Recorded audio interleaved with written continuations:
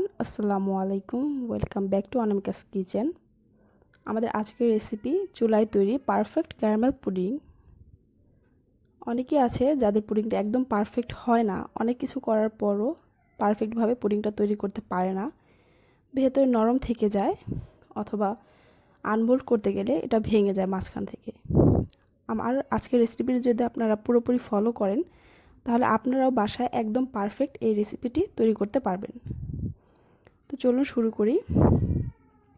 প্রথমে আমি এখানে ক্যারামেলটি তৈরি করে নিব। এর জন্য চুলায় একটি প্যানে হাফ কাপ পরিমাণ চিনি দিয়েছি এবং তাতে দিয়েছি 2 টেবিল চামচ পরিমাণ পানি দিয়ে এটা কালার হওয়া পর্যন্ত অপেক্ষা করব। এর মাঝে আমি চামচ দিয়ে নাড়াচাড়া করিনি। চিনিটা পুরোপুরি গলে গেলে মাঝখানে একবার একটু নেড়ে দিব।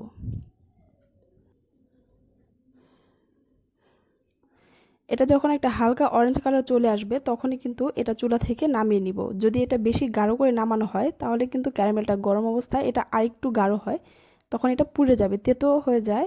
তাই এটা এই অবস্থাতে নামিয়ে নিব এবং আমি যে পাত্রে আজকে পুডিংটি তৈরি করব সেই পাত্রে ঢেলে নিব। এটা বেশি পুড়লে ক্যারামেলটা তেতো লাগবে। এরপর এটা একটা সাইডে রেখে দিব সেট হওয়ার জন্য। এরপর এখানে আমি একই হাঁড়িতে নিয়ে নিচ্ছি 2.5 কাপ পরিমাণ লিকুইড দুধ। আমি যে হাঁড়িটিতে ক্যারামেল তৈরি করেছি সেই হাঁড়িটিতেই নিয়ে নিয়েছি, এতে করে দুধের কালারটা একটু সুন্দর আসে।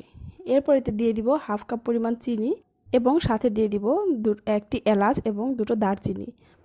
এখানে আপনারা চাইলে ভ্যানিলা এসেন্স অথবা যে কোনো ধরনের ফ্লেভার ইউজ করতে পারেন। আমার কাছে ভ্যানিলার ফ্লেভারটা বেশি ভালো লাগে না, এই কারণে আমি এখানে এলাচ ইউজ করি।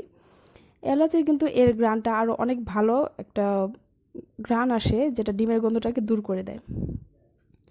এরপর এতে দিয়ে দিব হাফ কাপ পরিমাণ গুঁড়ো দুধ দিয়ে এটা জাল করে এক সাইডে রেখে দিব ঠান্ডা হওয়ার জন্য। এই ফাঁকে আমি এখানে 3টি ডিম নিয়ে নিয়েছি। ডিম 3টি রুম টেম্পারেচারে আছে, যদি ফ্রিজে থাকে আধা ঘন্টা আগে বের করে রাখলে হবে।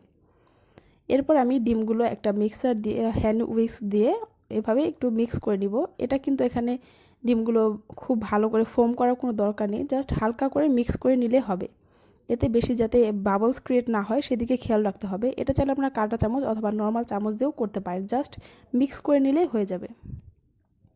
এরপর এতে জাল করে রাখা দুধটা আমি দিয়ে দিব। দুধটা এখানে 2.5 কাপ থেকে জাল করার পর 2 কাপের মতো হয়েছে। দুধটা যখন একদম পুরোপুরি ঠান্ডা হয়ে যাবে তখন এটা ডিমের মধ্যে দিতে হবে। আগে দিলে কিন্তু ডিমটা জমাট বেঁধে যাবে, পুডিংটা হবে না। তো এরপর এভাবে দিয়ে একটু ভালো করে জাস্ট মিক্স করে নেব। বেশি মিক্স করতে যাব না, তাহলে কিন্তু ভেতরে এর ডিমের যে ফোমগুলো আছে সেগুলো কিন্তু ভেতরে থেকে যাবে এবং পুডিংটা ভালো হবে না। এরপর জাস্ট আলতো হাতে এভাবে মিক্স করে নিব সব কিছু। এরপর উপরে যে বাবলসগুলো আছে সেগুলো আমি একটা চামচ দিয়ে এভাবে যতটা সম্ভব তুলে নিব, এতে করে পুডিংটা অনেকটা স্মুথ হয়। এরপর আমি এই মিশ্রণটাকে আগের তৈরি করে রাখা ক্যারামেলের উপর এটা ঢেলে দিব। ঢেলে দিয়ে একটা ঢাকনা দিয়ে ঢেকে দিব।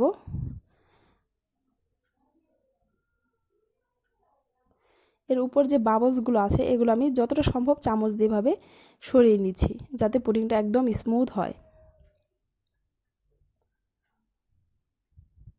এরপর ঢাকনাটা ঢেকে এটা আমি চুলায় বেক করব। চুলায় একটা হাঁড়িতে আমি পরিমাণ মতো পানি দিয়ে নিয়েছি যাতে বাটিটা অর্ধেক পানিতে ডুবে থাকে। এরপর একটা ঢাকনা দিয়ে এটা ঢেকে দিয়ে প্রায় 25 থেকে 30 মিনিটের মতো ফুটিয়ে নিলে হবে।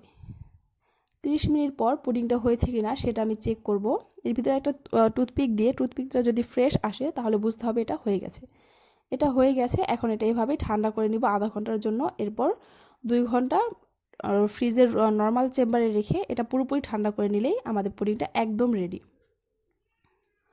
পুডিংটা আধা ঘন্টা পর একদম সেট হয়ে গেছে। এখন একটা ছুরির সাহায্যে চারপাশ এভাবে একটু ছাড়িয়ে নিয়ে এটা আমরা একটা প্লেটে ঢেলে নিব।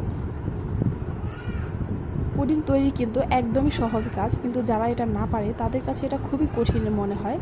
আশা করি আমার এই রেসিপিটা যদি আপনারা পুরোপুরি ফলো করেন তাহলে আপনাদের পুডিংও আজকের পর থেকে আর কখনো নষ্ট হবে না।